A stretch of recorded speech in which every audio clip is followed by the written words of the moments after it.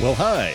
Today is Thursday, July 17th, 2025. I'm Todd Studer, and this is Morning Coffee.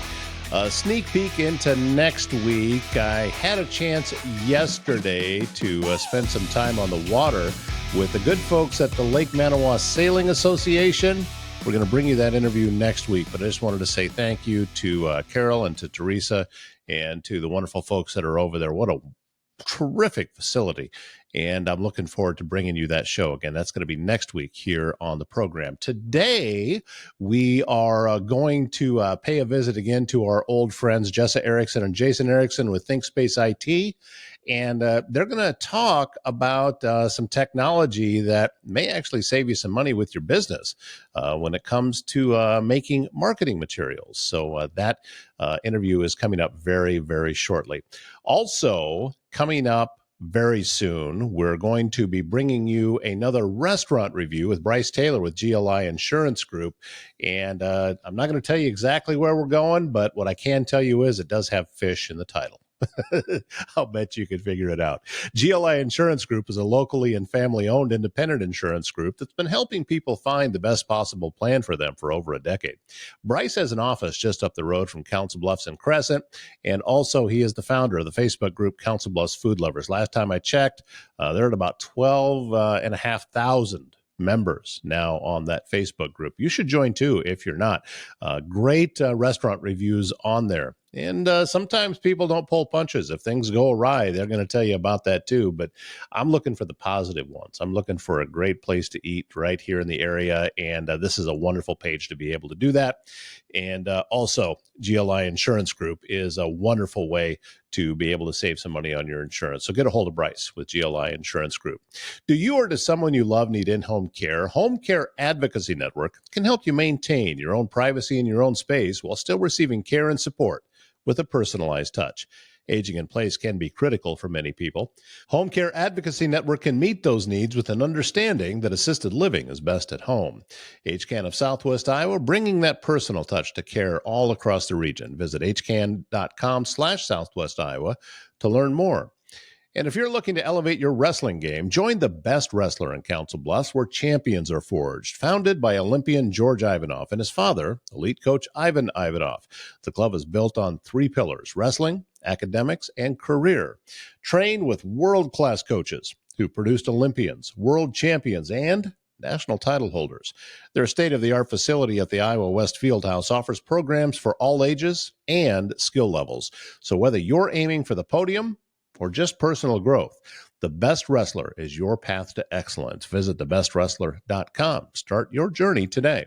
We welcome back to the program this morning the good folks at ThinkSpaceIT, Jessa Erickson, Jason Erickson. Thank you so much for your time. Grateful anytime that we can get you onto the program, because you're my go-to when it comes to stuff that has anything to do with tech.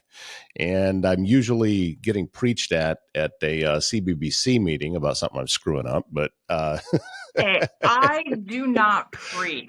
I educate and inform. Now that may come across as negative. I didn't mean for it to be, because what you're preaching about is actually necessary information. So, okay. Yeah. So how's everything going? You guys based out of Walnut, Iowa, small town Iowa that has really made a name for itself in the antique industry. You went the absolute opposite direction and deal with only the latest of what is going on out in the tech world. Well, there has to be a light and a dark side. We got to bring balance to the town, Yeah. That makes sense. Yeah. And to be fair, we do still occasionally deal with some relics.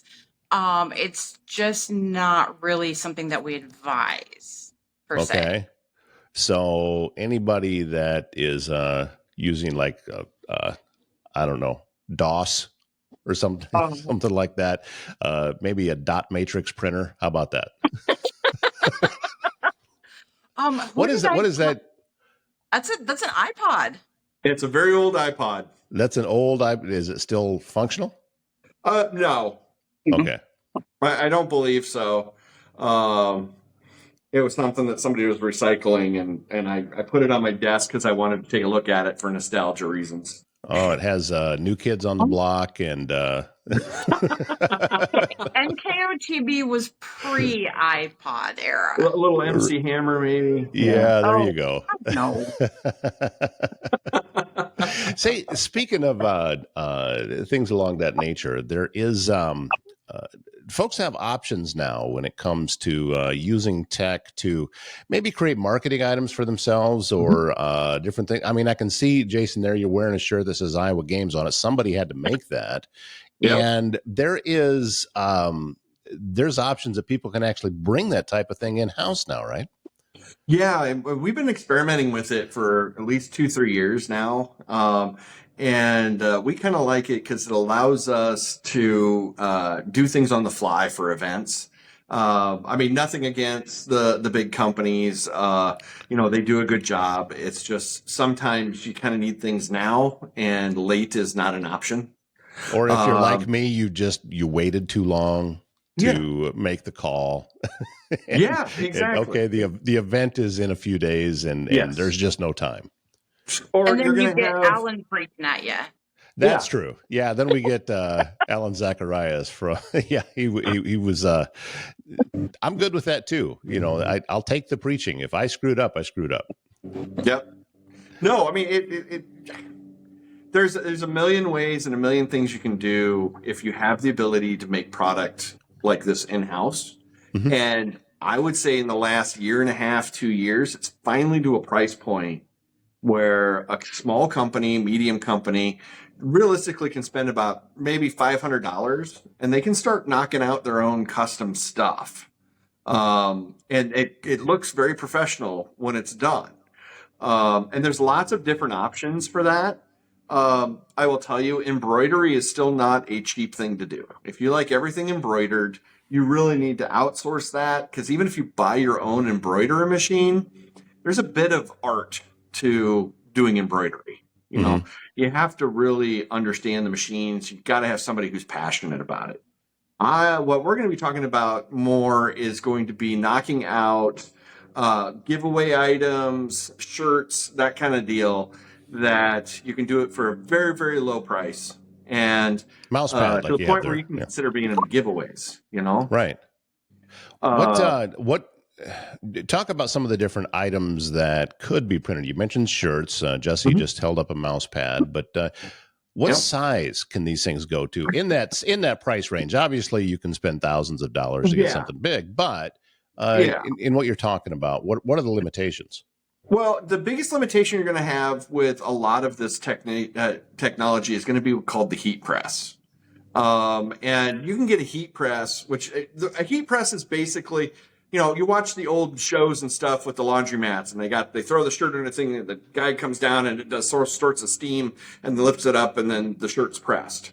So basically, you have small versions of that, which you can pick up for a little, I'm going to say around $100. You can pick up one of those machines, usually less.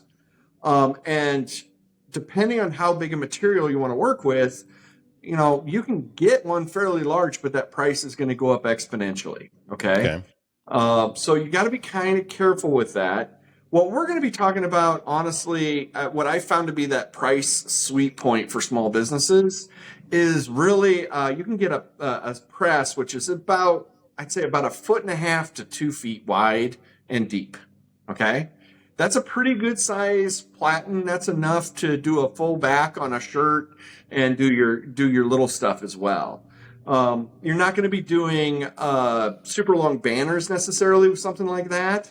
I mean, you could if you press and then move it over and press and move it over, but lots of bad things can happen as you go down the line. Because if anybody has luck like I do sometimes, I'll get to that last square and it's going to rotate slightly when I try to press it.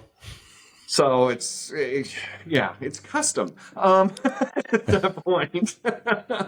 Definitely handmade. But So, again, there's nothing wrong with that. It's just how a lot of this, and the sizes included, also make a difference in how professional do you want it to look? Yes. What's your comfortability scale in terms of, are you okay with it looking very handmade, or do you need that professional look? And depending on where you fall on that scale is going to make a difference in terms of what kind of heat presses you buy, what kind of vinyl you buy, or what other materials you're using for whatever project it is you're working on. Well, why don't we focus on a couple different technologies that are my I have two go-to technologies I use as far as using the heat press. Okay. One of them is basically vinyl, which is using heat-treated vinyl or heat-treat vinyl to put logos. And I find that works really well if you get the right kind of vinyl and a decent heat press, because it can look really bad as well. But if you get the right vinyl and the right heat press, you can use a machine like a Cricut or something similar. There's Cricuts and there's tons of knockoffs. And what that is that's basically it's a CNC machine, but we're going to call it a vinyl printer for lack of a better term. So you put your vinyl in the thing, and it's one color. You put a sheet of vinyl in, it will cut out the pattern. And in the example's case, we used white, and we had to cut out our name. Okay. And then you cut that out. You call weeding. You remove all of the white that you don't want transferred. Then you do a little transfer sticker. Then you put it on, and then you heat press. It sounds a little monotonous, but for one-offs, it's really not bad. If I was going to do 1,000 of these, I would not do it this way. Right. There's cheaper, better ways to do that. But if you do that kind of deal, and I have a few shirts back here, but this is one we did not that long ago. And we do these for our employees now. It looks, from a distance, it looks a little bit like embroidery.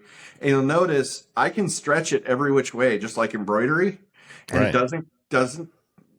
doesn't come up. It doesn't peel. It does a good job. And I found this is from an HTV company, I believe is the one we got this vinyl from. Mm-hmm. It sinks right into the shirt, and it's pretty permanent. We get about 50 to 100 washes out of these before they start to show wear. Now this is not what we would remember from when we were kids. Those iron-on things that never survived the washing machine. There's some companies out there that do iron-on type stuff yet, and they try to pass it off as heat treat. I fell for it. I'm not going to name their name because I don't want to defame anybody. But it was one of those. I sent off my pictures saying, "Hey, I want 100 of these printed," and then send it to me. And I thought they'd be like our heat treat vinyl and kind of sink in. And then what I ended up getting was the 70s. Once it was on. It did not flex. It felt heavy. It felt like an iron-on for those of us who remember. Don't like that feel or look. This stuff looks very much, I would say it very much looks screen printed when it's done right. So it's an inexpensive way to do a one-off screen print and have it turn out really nice. I mean, this shirt turned out really, it looks nice. It's done right. It looks nice. And I was able to do this shirt for about $4. Okay. And that includes the price of the shirt. So really? Yeah. Oh yeah. You can buy shirts and all that very inexpensively from wholesalers online. And normally what you need to do for this vinyl stuff and for the next thing we'll talk about, which is sublimation, it needs to be a little bit of a poly shirt. Should be a cotton blend or a complete poly shirt. Pure cotton shirts don't work all that great. But if you go to a wholesaler, I've seen T-shirts as low as like $1.50, $1.60 for a T-shirt. So for giveaways, if you're doing a one-off event or something like that, you can order 100 T-shirts in different sizes, have somebody sit there and crank them out, which honestly, I just did an encampment, a youth camp. Mm-hmm. And we did our own shirts for this youth camp, which honestly made those shirts about half the price of what we normally spent.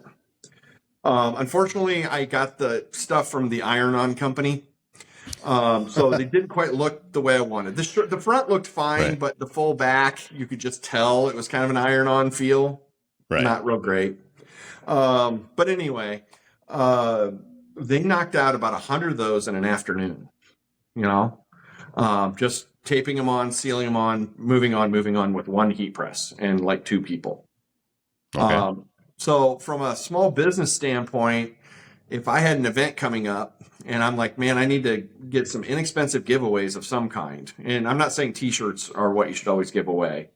You can knock out a ton of these in a hurry. There's a lot of options when it comes to doing these vinyl pressing type items. I mean, I've seen it where you can buy blank Frisbees and you can do your own heat press on that. Jess and I do a lot with mouse pads, which I'm actually using one that we made.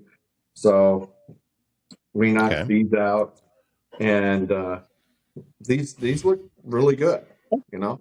And we were doing, I don't have any here, and I don't know, Jess, if you have one of the funky colored ones, but we had some that were like metallic gold and, you know, funky purple colors and all sorts of stuff. That, you know, a lot of options. And you just print it off, press it, give it away. And the other nice thing is we were able to do a bunch of these. Oh yeah. So we have that.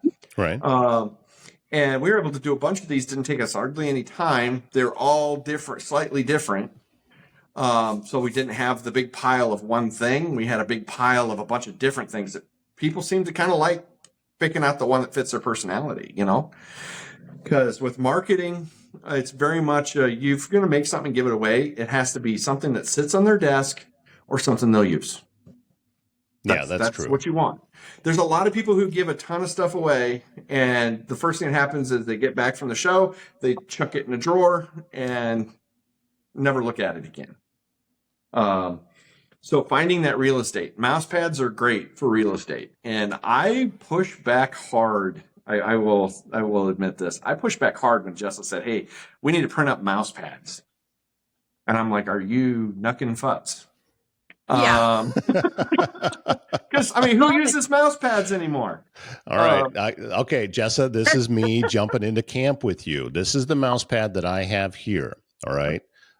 My daughter is now 23. The year is on this. I'm not sure if you can see that. Nice. 2011. This is her drawing. Awesome. That was turned into a mouse pad. So I think this was 3rd grade. I have used this ever since, and you can see that it's still completely intact. Yeah. So mouse pads, that can actually become a permanent thing on someone's desk. Now, with the mouse pads, like what you have there, I would use a system called sublimation, which I guess is a great segue for that. So very well done. I do what I can, you know. But those type of things, like kid projects and lots of colors, that kind of deal. Like when you do vinyl, as we showed, it's one color. I mean, realistically, you might be able to do 2, but then you're laying vinyl on top of vinyl, and it just gets messy. Now, sublimation, basically what that is it's a special ink and a special paper. Okay. So you have to go get a printer, which can do like the EcoTank type printers from Epson work really well. You have to make sure that you've never used that printer for anything other than sublimation, though. You cannot mix the inks. Okay. So you buy your $100, $200 printer. You fill it up with sublimation ink. You can buy all this on Amazon, you know. Fill it up with sublimation ink. Then you literally print it onto a piece of paper, reversed. And it's special paper, it's sublimation paper. You print it on there. Now, in your mouse pad's case, you buy a white mouse pad. You put the picture on the mouse pad. Then you put that in the heat press. The heat press will push it down, and it'll transfer that ink from the paper to the mouse pad. Okay. And then when you take it out and you peel it away, you end up with a cool mouse pad like what you have. And it's only transferring the ink that way. It's not actually some kind of vinyl or anything that has any raised feel to it. Nope. I don't like the raised feel. So even with our vinyls, you really can't. It has a slight raised feel, but it very feels screen printed. This with sublimation, it's strictly pushing ink. And that has advantages and disadvantages. First and foremost, it's a little subdued. Okay, it's a lot of times not as bright as the original. You can overprint and do lots of cool things to make it look nice, and really you got to play with it to figure it out. The one thing I've learned with like mouse pads, it would work great because you aren't going to wash a mouse pad. Mm-hmm. But I have seen when you wash the sublimation, after a few washes, it starts to fade a little bit, and it doesn't go on super strong. I have, I spend a little time doing military stuff. And so I would refer to it as looking subdued. So if you look at like the OCP, the camo uniforms people wear, and all the patches they wear are not bright. They're all kind of subdued, matching color. Right. It's kind of like that. It just subdues it a little bit. So if you put it on a t-shirt and you want a retro look, sublimation is awesome because it looks like a 70s shirt you pulled out of somewhere, because it'll be a little pastel-y, and it'll be a little faded, and it's an antique right out of the box is the way it kind of looks. I do not have a sublimation shirt for some reason. Well, okay, and hang on, because so we've done some mugs too. Like case in point, Piper's mug. It just went through. It's gone through the dishwasher a couple times. Mm-hmm.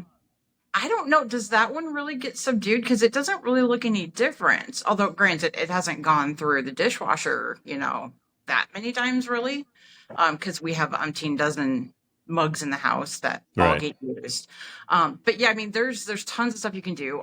When we had the kids' school conferences during the spring, I had gotten some tumblers off of Amazon, and I hopped into, I can't remember if it was Photoshop or if it was one of my online apps, but I hopped in, I whipped out a quick design, we had it printed, and we had it put onto the tumblers, and it was a nice custom gift for their teachers.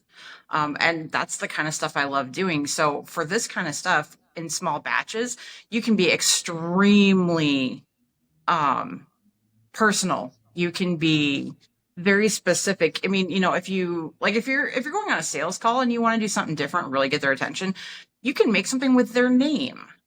That's the beauty of small batches like this, where you're literally doing one-offs. Right. Obviously, yeah, if you're going to go do some big event, like, I don't know, a golf tournament that's coming up in a little over a week, go to somebody like Alan. Absolutely.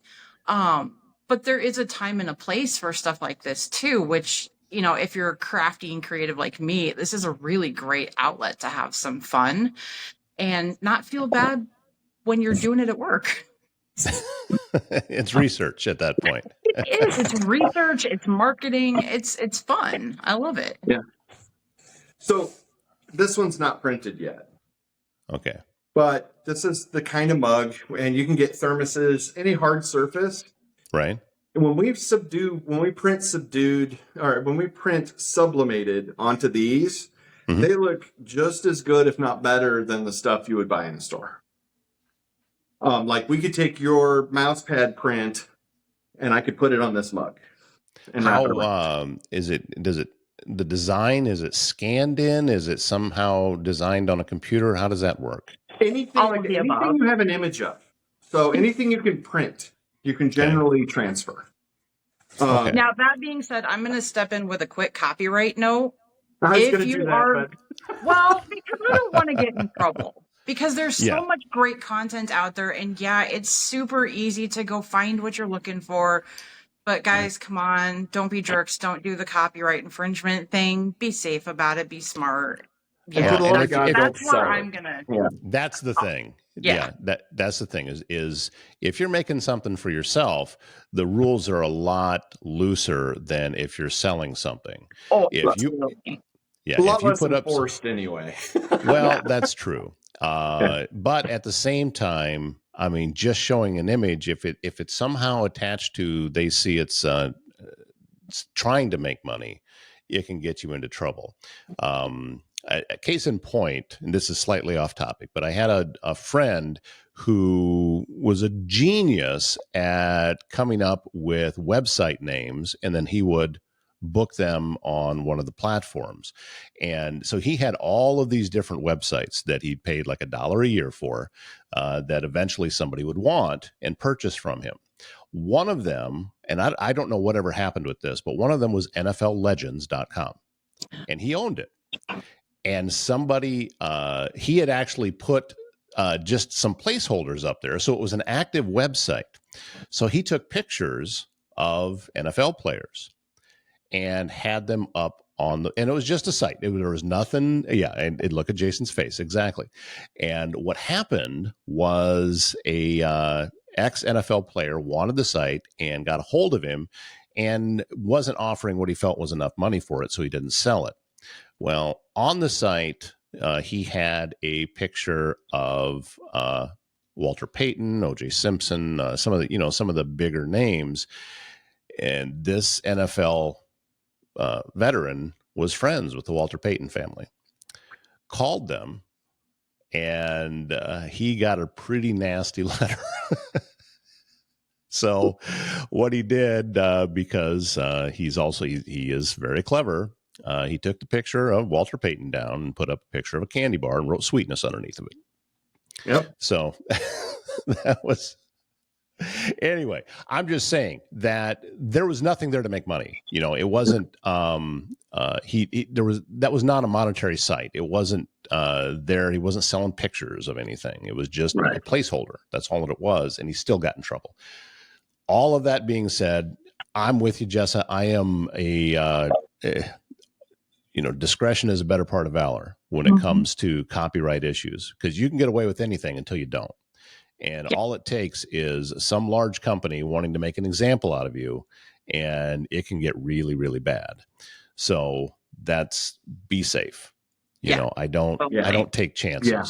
I don't, in my industry, it's mostly music, and I don't take chances with that kind of thing. So no, licensing is you got to have content licensing, otherwise, oh my gosh, yeah. Mm-hmm. We deal with this on our ISP side with cable television and that kind of deal. The licensing that is required to maintain a cable television network is astronomical and crazy, and requires lots of lawyers. Right. So just not something people want to get into. So the worst thing you could do is get something like this, start printing up Taylor Swift mugs and going down to the local farmer's market and selling them to kids. Yeah. That you might get away with it for a while, but once the lawyers find out. Yep. But is it worth it? I mean, that's the whole fight those lawyers are going to eat you alive, because this is what they're paid to do. Right. No, it's a very scary landscape, because even though you may have the best of intentions and you may think that what you're doing is an homage to somebody or their work, it could turn ugly very fast. Case in point, a couple of friends of mine from high school, they made this, and I can't remember how big it was, but they did a Lego using the little dots. Mm-hmm. They recreated Calvin and Hobbes' Starry Night. Okay. In Lego. I mean, we're talking like probably at least 5 feet by 5 feet. As I'm looking at that picture that's hanging behind you, but yeah. Yeah. But even to do that, they didn't sell it. They had never any intentions to sell it. But just to be able to do that, to get what they needed in order to be able to map everything out in the proper pieces and the proper colors. They still had to go through proper channels just to do that. So just be super careful. And by the way, if you guys have never seen that, seriously, I'll send you a link. It is so cool. You've got to take a look at it. They did an amazing job, and I love Lego. So there you go. But off topic again. Sorry. And Getty Images has nothing better to do than sue people. So exactly. I wonder how big their team is. So one thing to note on getting back to the topic, with the mugs and that kind of deal, you have to have a special attachment to your heat press to do mugs, hats, specialty shaped items. Yeah, because the heat, of course, a flat pad doesn't work with a cup. So you have to have something that wraps around the cup and locks in there and keeps everything solid while it transfers the ink. That makes sense. bakes the ink in. Right. But Jess was right. We've made several mugs. We've made lots of tumblers and that kind of stuff. They look great. And for one-off things, going to meet clients for the first time, that kind of deal. Sometimes you can walk in with a cup or something that has your logo on it and their logo on it. And it really adds that wow factor for not a whole lot of money. Yeah. Or if you want to be ornery and put an image of a case of Busch Light and some cookie dough on a mug and give it to your favorite HVAC guy just as a joke, there you go. He's switching over. We're talking about Travis. But we went out and grabbed a beer one time, and I said, all right, I'm getting the first round. So I went and I got him a Busch Light. Well, they had Swarm on tap, which, being from Iowa, Swarm beer is associated with the Hawkeyes. And why didn't you get me a Swarm? Because I thought you were married to Busch Light. Yep. That's all he ever talks about is Busch Light. I would have done the same thing. Anyway, so these types of things, typically it sounds like it's not anything that you would find from a local vendor. No, absolutely you would. No, well, no, I'm saying the printers or the things like that. Yeah. You wouldn't be able to find somebody local that sold those. Probably not really. In major metros, you might find a one-off shop that would be able and willing to do stuff like this. But this is very much focused on the onesie, twosie, tens thing. If I'm going to make less than 10 of something, this is a great way to do that. So the machine itself, though, that's something you have to order online. No, you can actually go to Home Depot and pick one up. Yeah. Really? I know, right? You bought this at Home Depot? Yeah. I bought a press at Home Depot, yes. There better be a case of Home Depot gift cards sitting outside my door tomorrow for the free publicity I'm giving them. But yours and mine, bro. Seriously, the heat press came from Home Depot. Our printer, like Jason said, is an Epson. Amazon. It has that special ink. No, the printer itself did not come with the ink. So that's something No. It was separate, but it's an Epson printer that you can get almost anywhere. It's just you have to have the special ink. Right. Yeah. You just got to get something you can squirt ink into, and you can go out there and search. There's a lot of sources out there that say, I recommend this ink because there's like Hippo and 4 or 5 other brands, and they all have their pluses and minuses. But they all work fairly well. It's just you got to make sure you have a printer that can use any kind of ink you squirt into the tank, basically. Yeah. Right. And there's certain Epson models with the EcoTank series that get you an entry level, so you can start printing 8.5 by 11, sublimation sets for not a lot of money. I mean, like I said, we're talking well under $500. You could be up and going and making stuff. And for us, $500 for marketing, that's not a lot. I mean, right. we spend especially way more than that on pens, it seems, Oh yeah, we have. But I mean, especially when you talk about, the custom stuff, the one-off stuff, hey, I've got a wild idea running through my head and I want to try it. This is a really good way to be able to try that new idea without having to buy in bulk and spend hundreds, maybe thousands of dollars. It really, if you're anything like me and have even a remote creative nugget in your brain, it's really, really good for that because you can go in and you can do almost anything that you can come up with.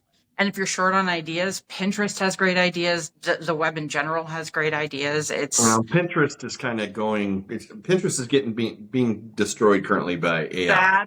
That's another topic entirely. We can, let's talk about AI next time. Okay. It's a good topic. Again, the sky's the limit. And when you're trying to create that distinction for your own business or for your own nonprofit or for your church or what have you, this is an absolutely wonderful avenue to be able to do that because it's not that hard to learn. B, it's not super expensive, even, for the heat press itself, for the printer. It's really not that expensive. And, like Jason said, he taught a couple of cadets and they went through it in a day and got all these shirts done.